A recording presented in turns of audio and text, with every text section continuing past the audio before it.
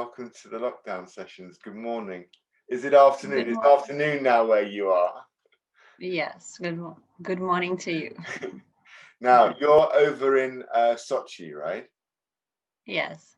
And are you having like glorious wintertime weather? Like before we dive into the meaty stuff. It was glorious up until a few days ago, and now it's rainy and cloudy and not not as nice. But we've been blessed because we had a nice winter. Was like a warm autumn with golden leaves and red leaves and very warm evenings. So it was nice. And I've decorated a palm tree. I have a palm tree down near my house, so I put some Christmas lights on the palm tree. Nice, and even sharing with your community there and enabling them to also have something nice to look at. I like your style.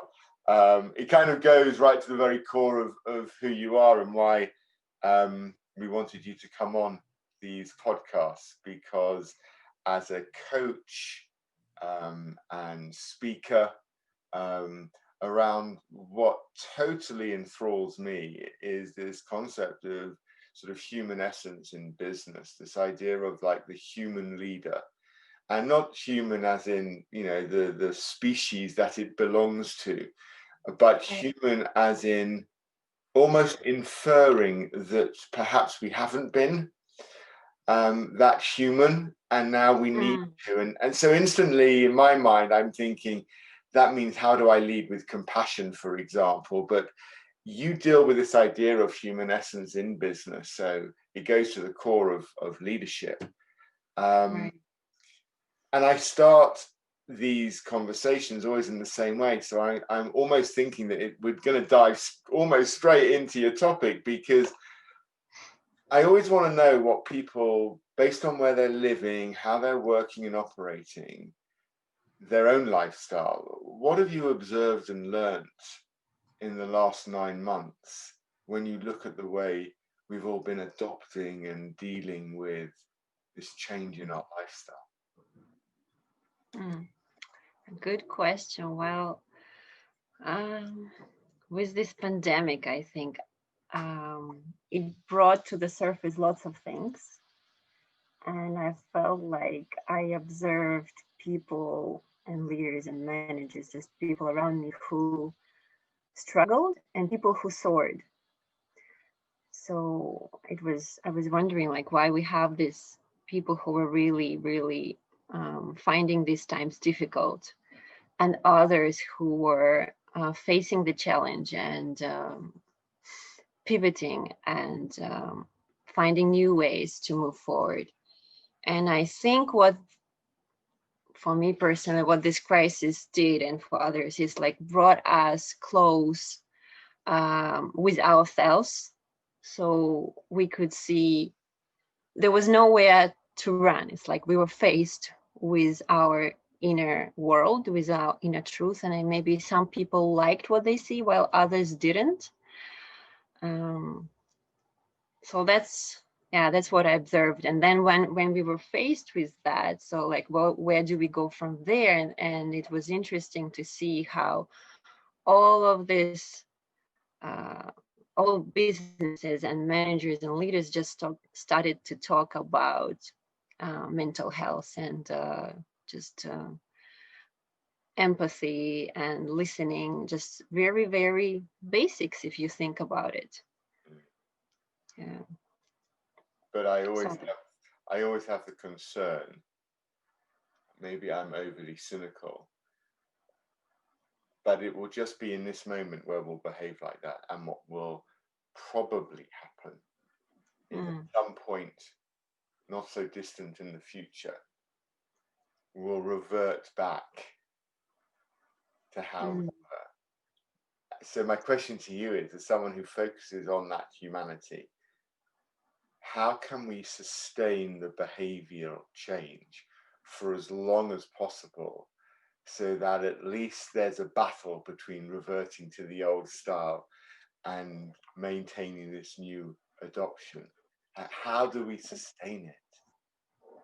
Ah, it's a good question. I actually didn't think about reverting back to the old behavior. And immediately I think about like the habit. It takes time to Right. build. And I think this pandemic gives us lots of time to like get used to these new behaviors, and hopefully just the timing, right? The time spans of it won't allow us.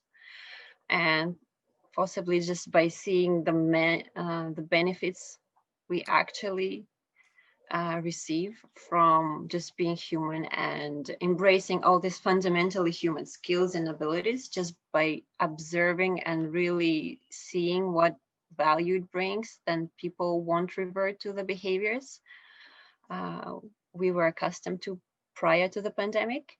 And I think we actually see like many businesses and leaders um, who did value empathy and like this human side. They were fine, and I mean they soared, and some didn't. So You've mentioned it 3 times now, and I'd love for clarity to avoid any assumption. What yeah. do we mean by human side?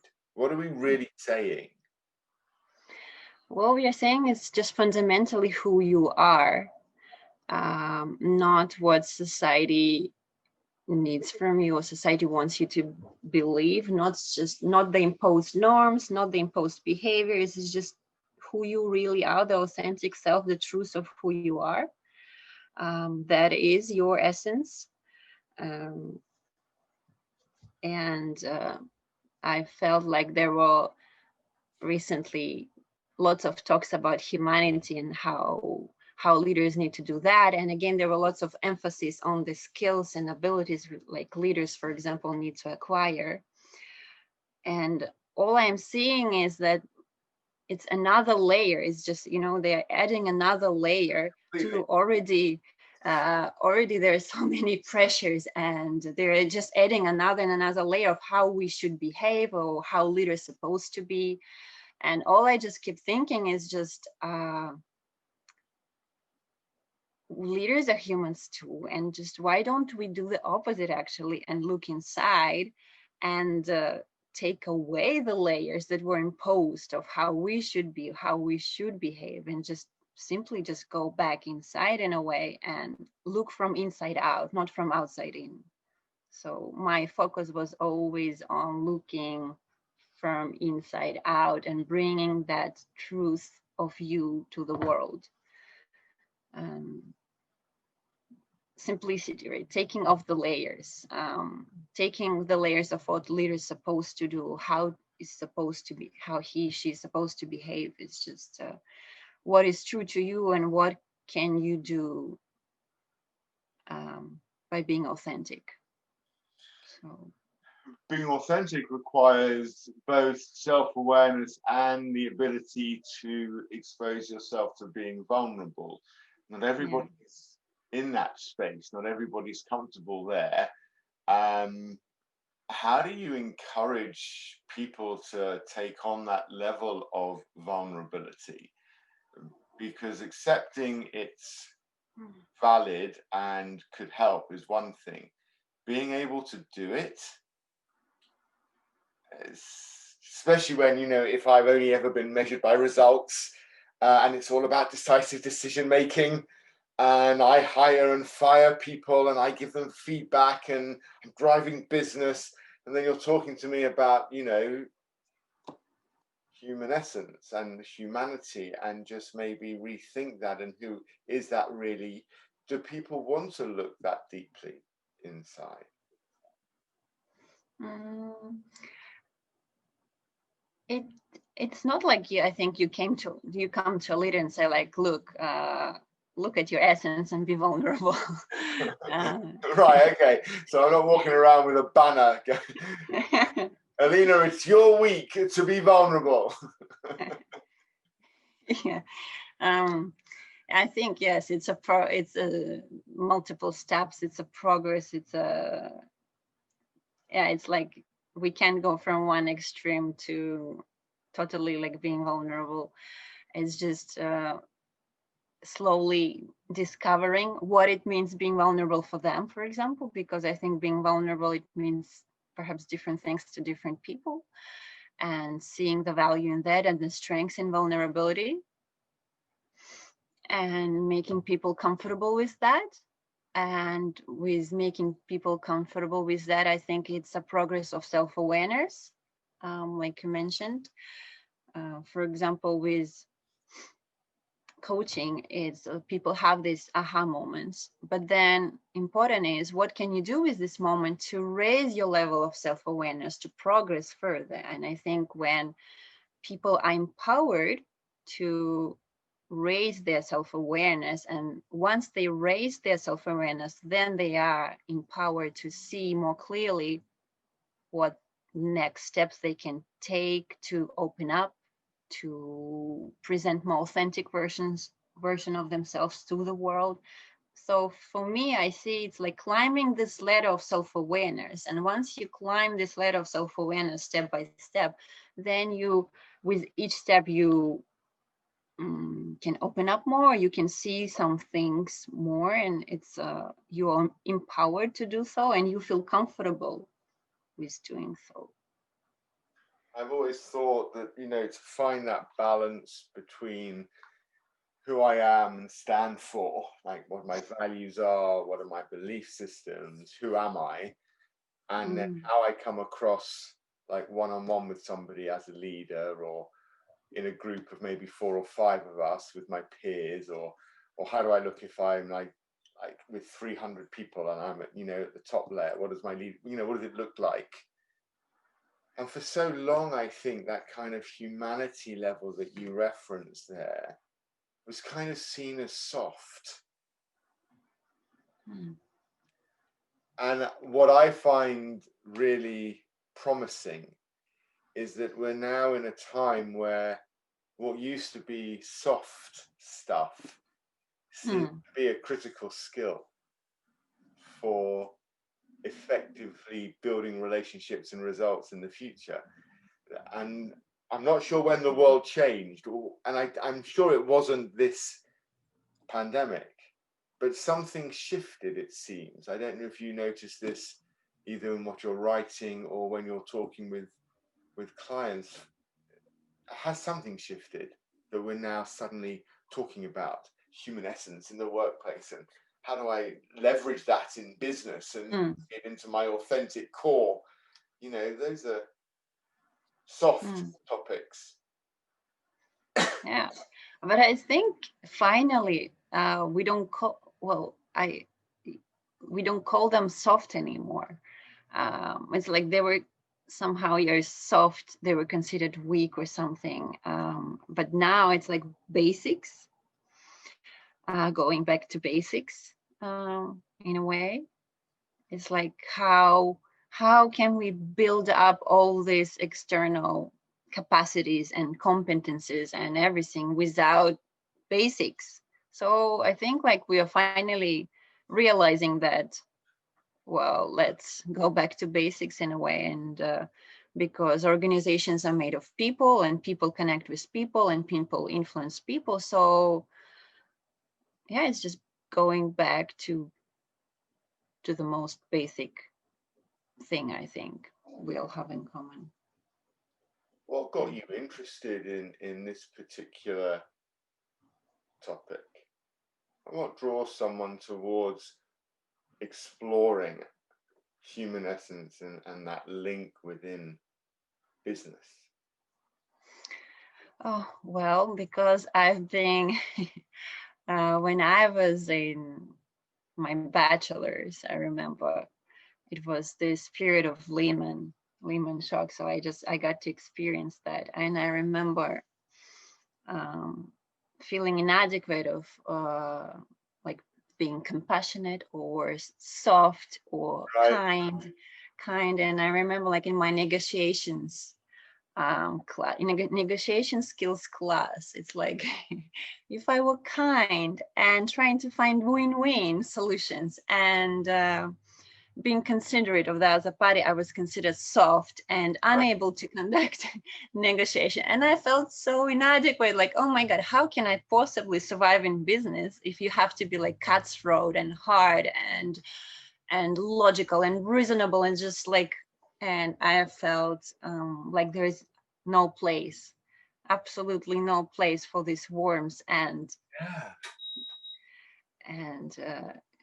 I felt that, and then through years I started coming back to that, and I started feeling strength in that.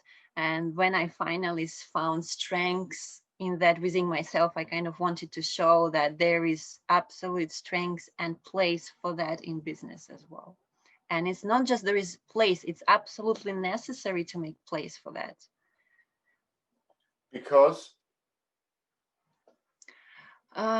Because I developed this hypothesis, I would be say the correct word, that the human as that our intellect and our intellectual capacities would lead to profits, but it's only with the help and with the alignment of our human essence that we can lead to prosperity. And prosperity for me is your personal prosperity, well-being. It's not just about financials, it's your personal well-being, company well-being, and society well-being. So it's all of that. And I feel that only by aligning ourselves with our human essence, we are able to deliver prosperity. And just being cutthroat, data driven would deliver us profits, and they are not sustainable and stressful. And I feel with reconnecting, going deeper, it will lead us to prosperity. It's like kind of hypothesis I developed for myself, and I still believe it to be true. I like the concept of it, because that shift, play on words with the P from profit, and I like the idea. Then you've got prosperity. Those first three letters are all the same. They're close, but one suggests a more holistic approach to life, right? Whereas the other has this laser focus of the bottom line. And so many businesses, owners, shareholders, stakeholders, they don't have a dashboard on human essence. The dashboards are on the financials, aren't they? On the people infrastructures, in the processes, the sales numbers. How do we get human essence on the radar of everybody? What changes need to happen, perhaps, is the question I'm asking, to really elevate it beyond posts, so it becomes a real topic? Because for me, this is a thought leadership topic, right? This idea of human leadership and human essence, it's right up there, because you're talking about leading from the inside out, which is something I subscribe to, and think about inclusivity all the time, which I think in nature is part of this human essence way, because it includes, it's diverse, it values diversity. So it's instantly more collaborative in its approach. You can't not be authentic to be an inclusive leader. And so I really buy into what you're talking about. But I'm interested in thinking, how do we bring it to people's awareness? Because when people feel safe enough for the pandemic not to feel as though it runs our news items every day, we'll find a new equilibrium. I'd love that equilibrium to sustain and maintain the concept of human leadership. Right. How do you see it moving when you look out there? And you've lived all over, so let's just also be clear for people who are listening and watching this. Yeah, you're based. I started by saying you're based out of Sochi, but actually you've spent years living in Europe, in France. You've spent time living in Japan, so you understand the Asian community with regards to living and working there. Your view is quite broad. So Hmm. what do you see when it comes to kind of really sustaining this concept and making it part of how we train leaders? Right. Well, yeah, mentioning the broad view, it's like it was interesting. I met people like from Asia, from Europe, and with different cultural aspects. But I think when it comes down just to being human, we all connect on a deeper, just on a basic human level. That's how I was able to connect with people from around the world. And when it comes to sustaining this humanity, well, the human aspects of leadership, well, since we have leaders at the top and they kind of influence the decision making, so it's about of working with them on understanding their perspective, like what it's just about, I think, understanding each other, like where do they see the companies going, like where do they see the challenges. So I think it's about asking questions, engaging in this dialogue, and see where do they see the challenges, and proposing some possible solutions. So I think it will be like case by case basis, but it's about understanding. It's not like you go there and I think you push that, like human essence is the way to go. I'm very aware and respectful of how, for example, some companies, of how leaders do their day-to-day business, right? How up until now they operated. And I think it's important to understand why they did the things they do and like what drives them. And then once you have this understanding, then kind of again raise this self-awareness with maybe some questions about how about that, and have you think about that. So it's about, okay, once now you understand their viewpoint and where they're coming from and what do they want for their organizations and people, then you kind of start to moving them along this axis towards the essence part, towards this human part. So for me, I see it's like that. I wonder if I can, I'm going to play on one of your words here, if I can be provocative then, and suggest a challenge in that doing it that way, of course, creates a much more natural flow. Mm. As someone who studied behavior for a long time, behavior changes when motivation changes. And I'm just wondering if right now the motivation is really raw, it's right there, front and center. We need to do something different. We're having to be different. We're having to connect differently. We're building intimacy. You've invited me into your home. I invite you into mine. We share pictures on our walls, plants in our backgrounds. You know, there's a level of intimacy where we're waving at each other on meetings. We didn't normally wave when we walked out of a business meeting. Well, I didn't. I'll speak for myself.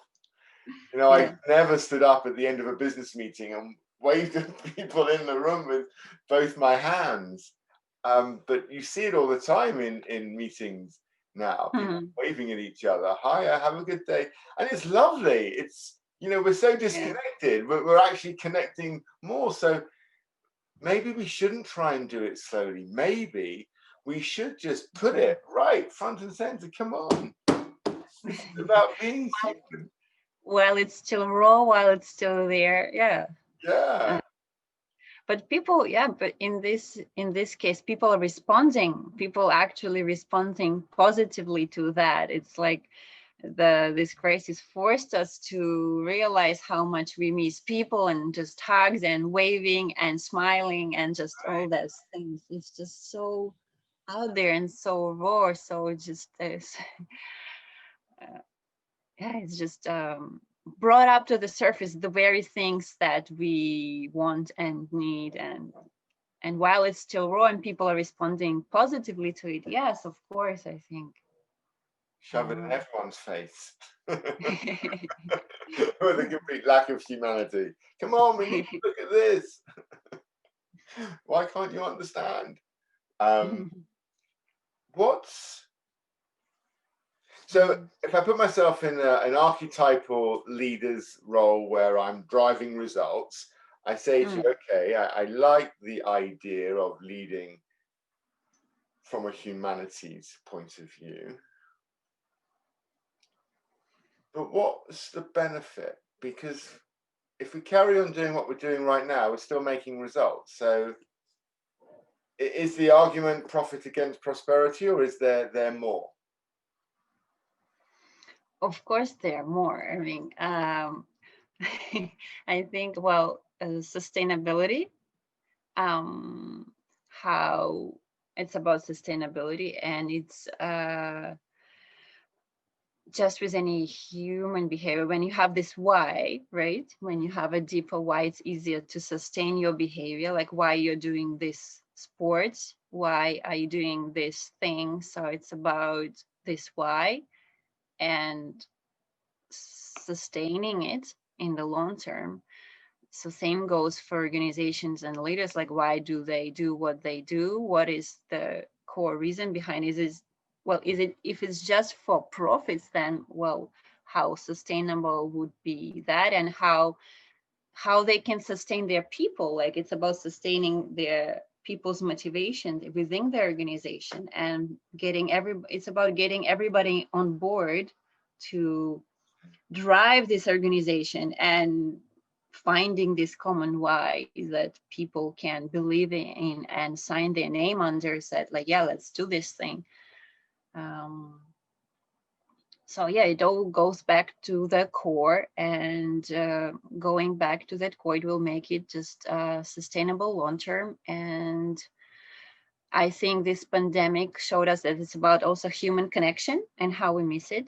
So we see the value in this human connection, and prosperity for me is about human connection. So it's not just about your organization and your people, but it's also how your organization impacts the society that you exist in. So there you go. Like, there's the connection there. So how the behaviors and the things that you do within the organization, how does that impact the society as well? And like, what are the ricochet effects? I believe they're like, if you are a human leader and you lead your organization with that in mind, there are absolutely immensely like positive ricochet effects on the society as well. So it's about this connection, reconnecting with the core, finding that deeper why to sustain you long term. Yeah. I quite like it as well, because if it's, not everybody is motivated just by the profit. Right. And as you say, everyone has their own currency. We need to be able to understand, what's in it for each person. What are they actually looking for? And that means you've got to be able to answer that question as well. Not everyone can, or not everybody's able to do that easily. These are not things that maybe change overnight. I just don't wake up tomorrow and say, oh, well, I'm going to be this, and then I get it all right. My senses, in just listening to how you define some of it, is about not just being my authentic self, but trying to create around me people who are equally authentic, so that we can share much more meaningful interactions, and one then trusts meaningful business relationships, which will ultimately add to profits. But it starts with not just me, it then starts with how I engage and enable the others. There's quite a lot of responsibility there on the leader as well, to not just be it, but to push it out there too. Push it. Yeah, that's true. But I think, like, once the leader is an example of this behavior, that it's that it kind of invites the same level of authenticity and perhaps vulnerability from the people around. So once leader shows his vulnerability, authenticity, and just basic human things like, yes, it's tough time, I'm having a hard time, just admit to it, like, this basic moments, then it invites others to be vulnerable and expose their things that maybe they are uncomfortable with to show in the first place. But it's it's a give and take, like you said. It's but someone has to start. I'm right next to you on it. I'll happily push this out to everyone I speak to. I've noticed with inclusive leadership that it's become more and more accepted as a concept.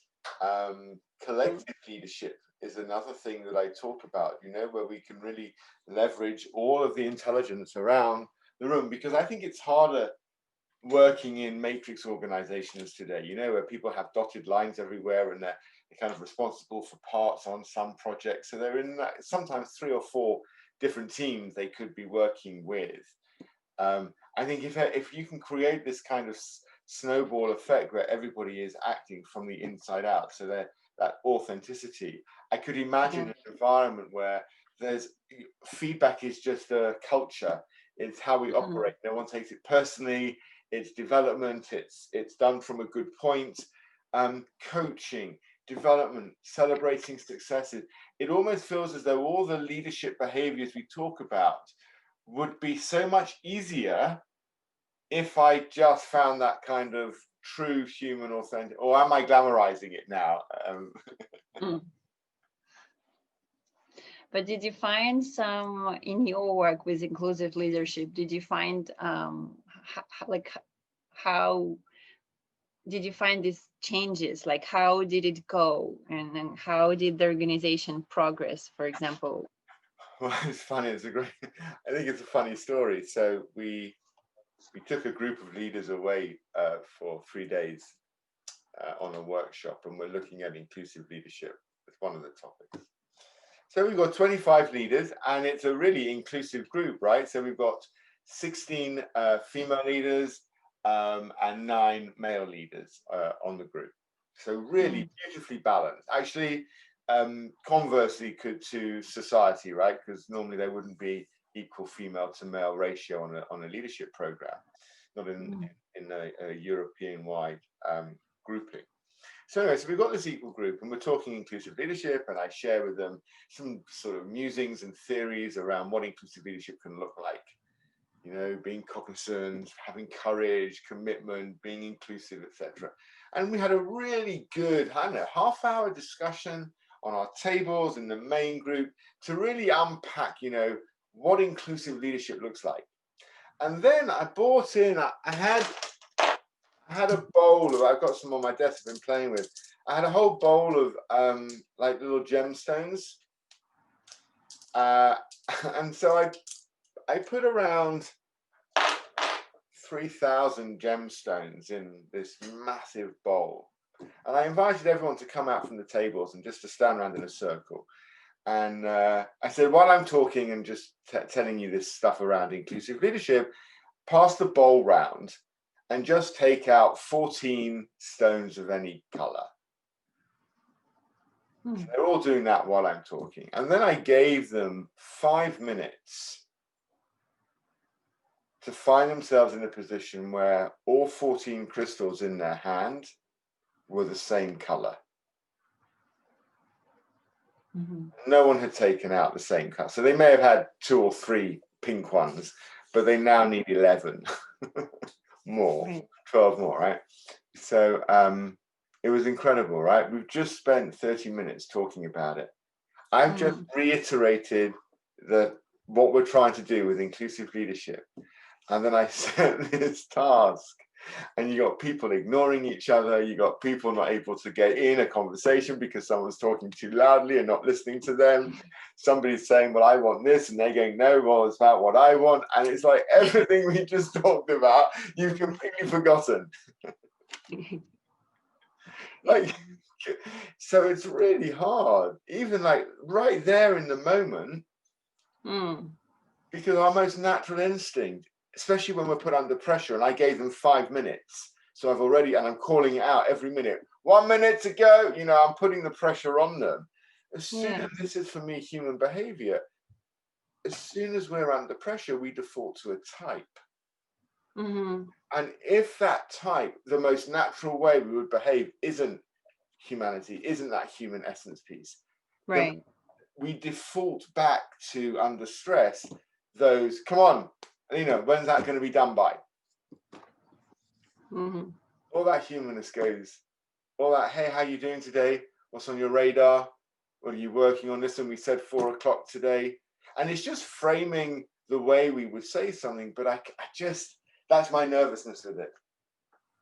I would default to type.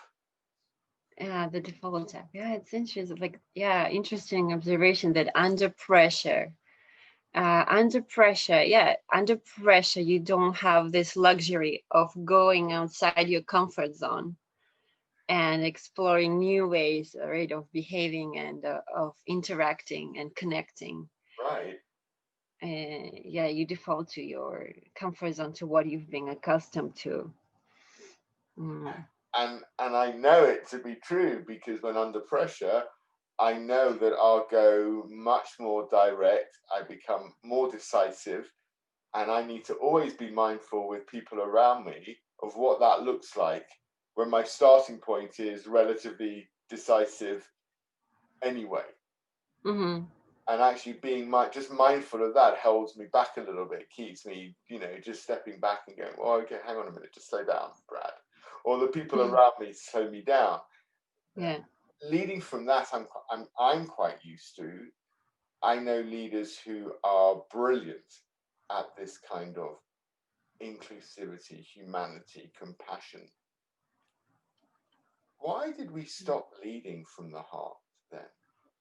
Like, did we need to get to this point where we reintroduce it?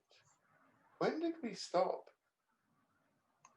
Wow, that's a that's a big question, I think. And I think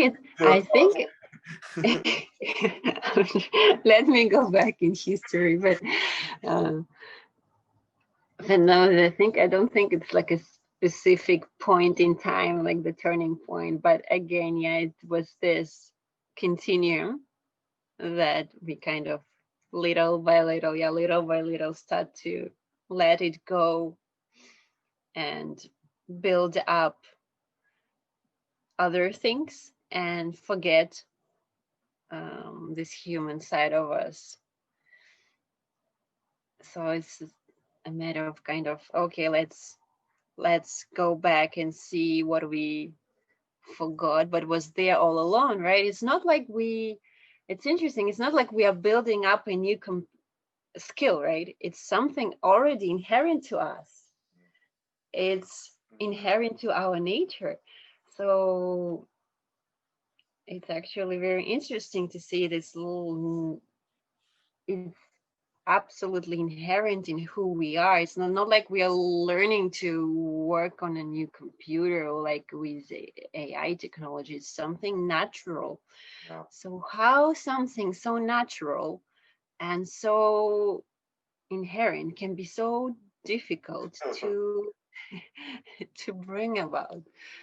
Yeah, because part of it is, I think, you know, you answered that question for me earlier, because, you know, so much of this starts with us being vulnerable. It's exposing for some people. Yeah. Courage. It requires courage. Yeah, and yeah, going back to the point of vulnerable. Yeah, I think being vulnerable takes courage, but I found that being vulnerable is about courage with being honest with yourself first and foremost. It's not that you need to be brave to expose. of course, there is that aspect, right, of being brave and exposing yourself to society and how people will think about you. But it's also about having the strength to admit to yourself of what is true to you and what you value, how you honor yourself, how you present yourself to the world. Um, yeah, so perhaps this courage that comes from, everybody talks about this vulnerability being difficult because of this judgment, right, from the outside. And of course, there is that. But there's also this aspect of being vulnerable with yourself, because many people just don't want to see, because if they see something they don't want to see, they might not feel good about themselves, Yeah. or they might not like it what they see. So this vulnerability starts first and foremost from being honest with yourself, more than so from the society. And I think once you are honest and start allowing being vulnerable with yourself, then it will be easier to show that vulnerability to the outside world as well. Um, But the that's what I yeah no, that's what I feel I went through.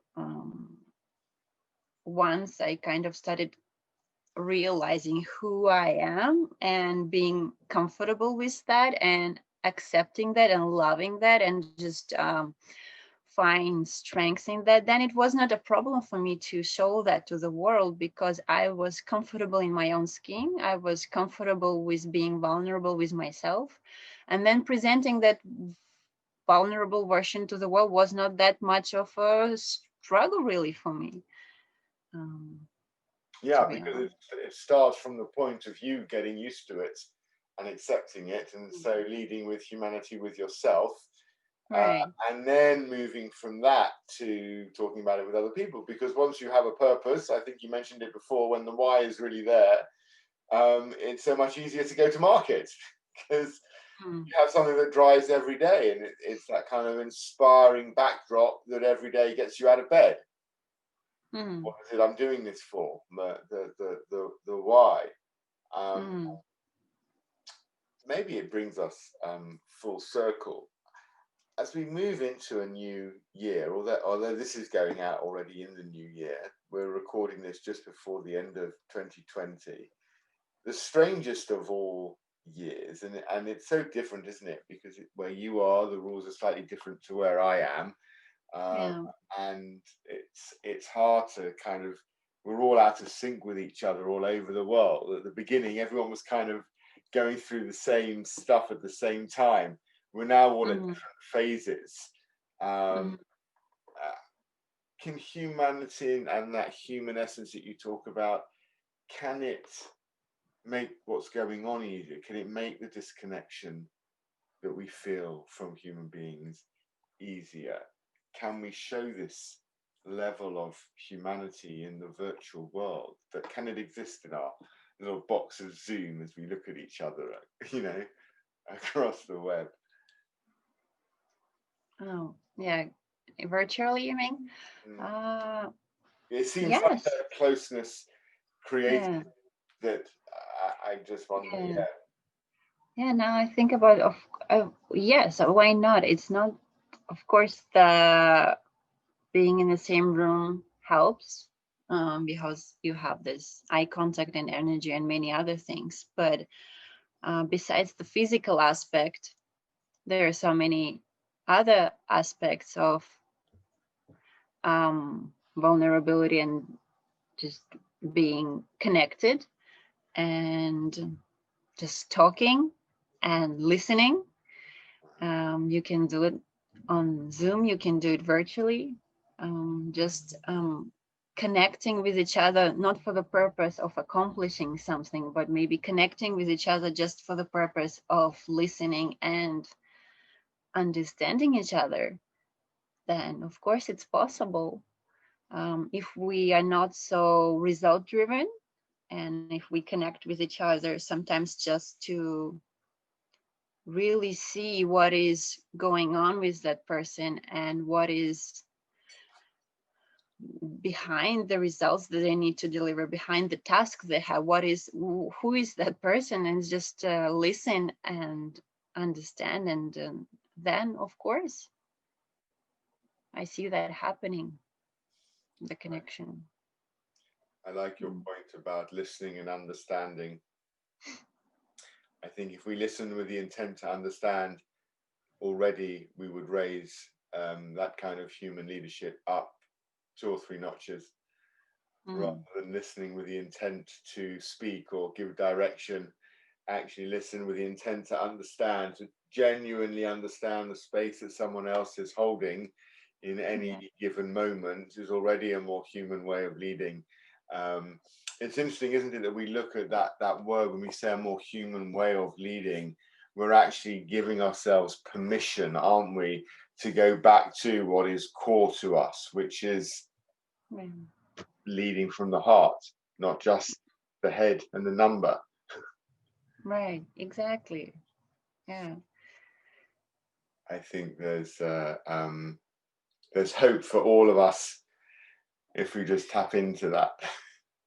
Oh, there's absolutely hope. Since we're all people, there is absolutely hope. And I think it's just we're on a different journeys, we're on different stages. For some, it may take maybe longer. For someone, it doesn't take that much effort. So, but it's absolutely possible for all of us. And I think once we see how beautiful it is, how just how beautiful that experience of connecting is, then just more and more people should go out there and do it. Yeah. Well, it feels like it could, it has the potential of being a movement almost. Yeah. Yeah. Speaking of movement, I remember I read Peter Drucker, like he said, so we moved from this industrial age era, and then he talked about this knowledge worker, right? The knowledge based era. And I said, well, great. Now let's move to the human essence based era. So Right. now for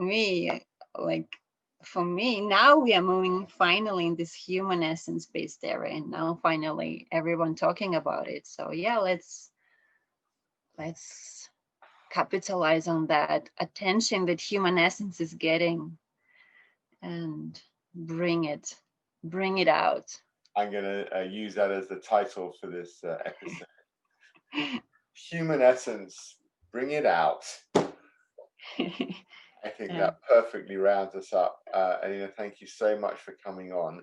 Will you come back in like 3 to 6 months and then give us some more insight into what you're observing and seeing, and whether or not this momentum and movement is actually driving forward? Yeah, definitely. Love it. Okay, thank you so much. That was such fun. Thank you so much.